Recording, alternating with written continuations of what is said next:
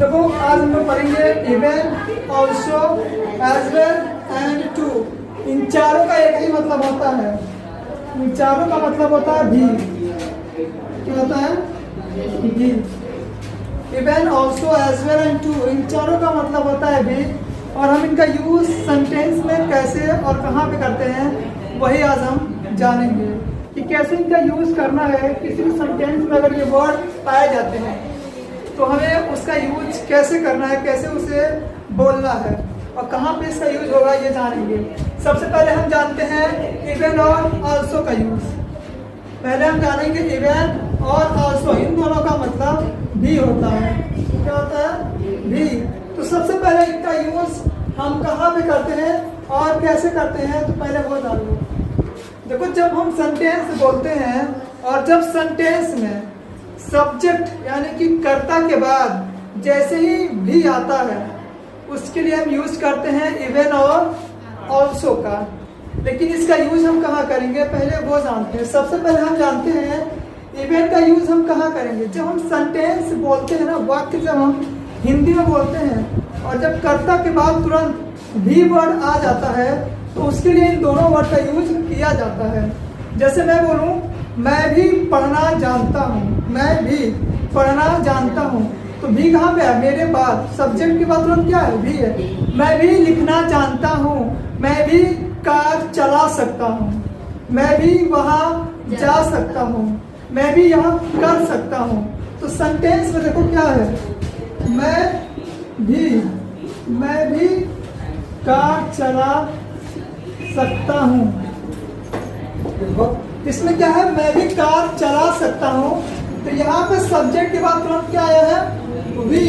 तो इसके लिए हम यूज करेंगे इवन एंड ऑल्सो का। लेकिन सबसे पहले हम यूज जानते हैं इवन का। इवन का यूज कैसे करते हैं? हमेशा इवन का यूज सब्जेक्ट से पहले किया जाता है। जब हम सेंटेंस बनाएंगे तो इवन का यूज हम कहाँ करेंगे? पहले करेंगे। कैसे करना है? इवन प्लस सेंटेंस बनाना। क्या आपको इवन पहले लगाना है, इसके बाद सेंटेंस। ये मेरा क्या है? ये मेरा यहाँ से लेकर यहाँ तक क्या है? सेंटेंस है। और इसके पहले हम लगाएंगे क्या? इवन। मैं भी कार चला सकता हूँ, even I can drive car. मैं भी लिख सकता हूँ, इवन आई कैन राइट। मैं भी खेल सकता हूँ, इवन आई कैन प्ले। मैं भी वहां जा सकता हूँ, even I can go there. तो यहाँ पे इवन क्या है? सबसे पहले हमने क्या यूज किया? इवन का। तो पहला हमने यूज देखा इवन का। दूसरा हम यूज देखते हैं ऑल्सो का। ऑल्सो का यूज कैसे करना वो देखो। सेंटेंस यही रहेगा हमारा। सेंटेंस क्या है? यही है। लेकिन इसका हम यूज हमेशा यूज कहाँ करेंगे? हेल्पिंग वर्ब के बाद यूज क्या होगा? ऑल्सो का। यहाँ पे क्या है? सब्जेक्ट है प्लस हेल्पिंग वर्ब है प्लस ऑल्सो है प्लस इसके बाद क्या होंगे? जो भी वर्ब होंगे उसके बाद हम रख देंगे वर्ब वगैरह जो भी है। तो पहले क्या लगेंगे? सब्जेक्ट, उसके बाद हेल्पिंग वर्ब, देन आपको ऑल्सो लगाना है। हेल्पिंग वर्ब का मतलब is, are, was, were, will, shall, do, does, did, उसके बाद लगेगा ऑल्सो। जैसे मैंने बोला मैं भी कार चला सकता हूँ। आई कैन, कैन क्या है? एक हेल्पिंग वर्ब है। I can also drive a car, I can also drive a car. मैं भी लिख सकता हूँ, आई कैन ऑल्सो राइट। मैं भी खेल सकता हूँ, आई कैन ऑल्सो प्ले। ठीक है, ये समझ आ रहा? तो हम कैन का यूज, सॉरी ऑल्सो का यूज हमेशा हेल्पिंग वर्ब के बाद करेंगे और इवन का यूज हमेशा पहले करेंगे। अब यही कंफ्यूजन है। आप बोलोगे इन दोनों में से हम कोई भी लगा सकते हैं। आप बोलोगे सेंटेंस है तो यहाँ हम ऑल्सो लगाएं या फिर इवन लगाएं, तो यहाँ पे ऐसा नहीं है।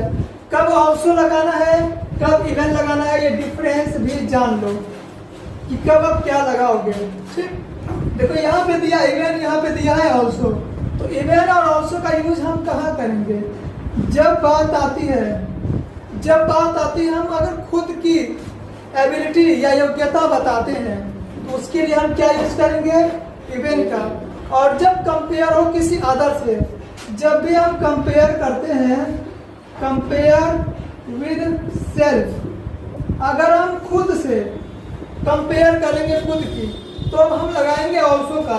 लेकिन अगर हम कंपेयर करते हैं, कंपेयर विद अदर, यानी कि किसी अदर से कंपेयर की जाए तो ऑल्सो। जैसे अगर मान लो कहीं डांस करने जा रहे हो, डांस वगैरह हो रही है, तो क्या सोचोगे वहाँ डांस हो रहा है, मैं भी डांस कर सकती हूँ। तो यहाँ क्या है, खुद की एबिलिटी को चेक कर रहे हो ना कि वहाँ पे डांस हो रहा है तो मैं भी डांस कर सकती हूँ या फिर कर सकता है। ठीक है, तो यहाँ पे क्या आप अपनी एबिलिटी देख रहे हो। लेकिन अगर वहाँ पर कोई डांस कर रहा है, वो आपसे पूछता है कि क्या तुम भी डांस कर सकते हो, ऐसा हो सकता है, तो आप क्या बोलोगे? वहाँ पे क्या कंपेयर है ना। देखो वो बोलेगा मैं डांस कर लेता हूँ, लेकिन क्या तुम कर सकते हो? तो वो अपने से क्या कर रहा है, कंपेयर कर रहा है ना। तो वहाँ पे जब कंपैरिजन होगी किसी से, किसी अदर बंदे से अगर आपकी कंपैरिजन होती है, तब आप यूज करोगे वी के लिए ऑल्सो का। लेकिन अगर आप अपनी खुद की कंपेयर खुद से, यानी कि आप अपनी एबिलिटी या योग्यता बता रहे हो, तो उसके लिए आप यूज करोगे इवन का। तो यही कॉमन डिफरेंस होता है, कहाँ पे हम इवन लगाएंगे, कहाँ पे ऑल्सो लगाएंगे। दोनों का मतलब सेम होता है। और कैसे लगाना मैंने बता दिया है।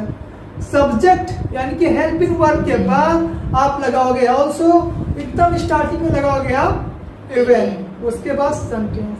अब हम दूसरा देखते हैं।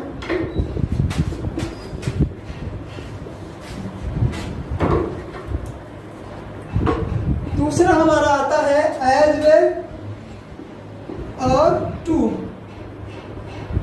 एज वेल और टू, इन दोनों का मतलब भी क्या होता है, भी। लेकिन इनका यूज हम कब और कैसे करेंगे? तो सबसे पहले जान लो, इन दोनों का यूज हमेशा सेंटेंस के लास्ट में किया जाता है। कहां पे? लास्ट में, लास्ट इन द सेंटेंस। हमेशा सेंटेंस के लास्ट में। पहले क्या रहेगा? सेंटेंस, उसके बाद क्या रहेगा? एज वेल या फिर टू। तो जैसे अब इनका जो भी वर्ड आएगा ना, ये हमेशा ऑब्जेक्ट के बाद आएगा। जैसे मैं ताजमहल भी देखा हूं, या मैंने ताजमहल भी देखा है। अगर यहाँ पर सेंटेंस देखो, डिफरेंस समझो, मैंने ताजमहल भी देखा है। एक और बनाते हैं, मैं भी ताजमहल देखा हूं। यहाँ पे डिफरेंस देखो, यहाँ पे सब्जेक्ट के बाद तुरंत भी आया है, लेकिन यह ताजमहल के बाद भी आया है ना। ये सब्जेक्ट के बाद वाला भी है और ये ऑब्जेक्ट के बाद वाला भी है। जब वाक्य यानी कि सेंटेंस में ऑब्जेक्ट के बाद आपको भी मिले, तब वहां पे हमें एज वेल या फिर टू का यूज करना है भी के लिए।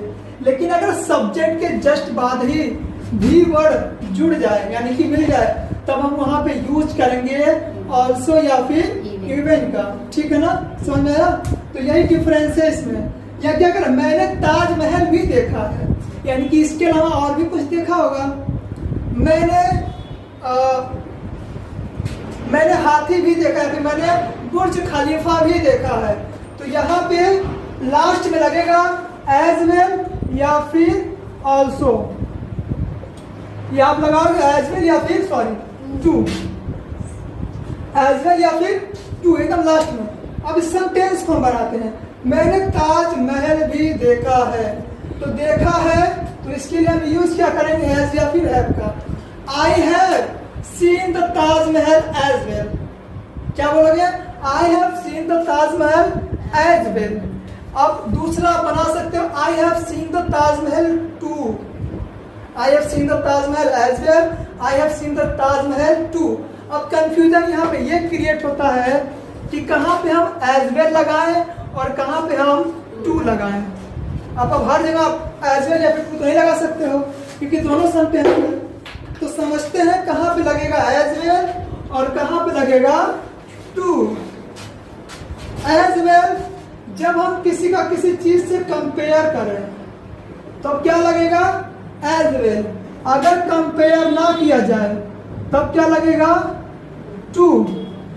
अगर आप किसी चीज से किसी चीज की कंपेयर कर रहे हो, तो वहां पे लगेगा एज वेल।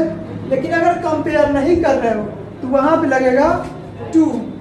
जैसे मैं अगर कंपेयर करूं, मैंने बोला मैंने ताजमहल भी देखा हूं। I have seen the Taj Mahal too. यहाँ पर कंपेयर नहीं हो रहा है ना, इस इसमें बस बताया कि ताजमहल भी देखा हूँ। लेकिन अगर आपको कोई मतलब पूछता है कि जैसे मान लो किसी ने कोई क्वेश्चन किया, हमारे जैसे कि बुक लेते हैं, अगर पूछ लिया मैंने तो मैथ का बुक देखा, या फिर मुझे मैथ आती है, क्या तुम्हें भी मैथ आती है, तो वहाँ पे क्या है, या फिर क्या तुम्हें भी, या फिर क्या मैंने तो मैथ का बुक देखा, क्या तुमने भी मैथ का बुक देखा है। यानी कि यहाँ पे क्या है, कंपैरिजन हो रहा है, एक चीज की दूसरे चीज से क्या हो रही है, कंपैरिजन। यानी कोई व्यक्ति वहाँ पे क्या कर रहा है, कंपेयर कर रहा है किसी चीज से। तो जब कंपेयर की जाए तो उसके लिए आपको लगाना है एज वेल। जैसे कि मैं बोलूं I have seen the math book as well English book, ऐसे भी लगा सकते हो कि मैंने इंग्लिश बुक के अलावा मैथ की बुक भी देखी है। तो यहाँ पे क्या कंपैरिजन कर लिया आपने कि मैंने मैथ की बुक के अलावा इंग्लिश का भी बुक देखा है मैंने।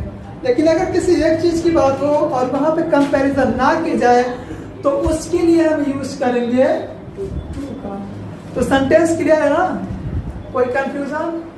तो बस आज के लिए इतना ही, और अगर नहीं समझ में आया तो आप लोग पूछ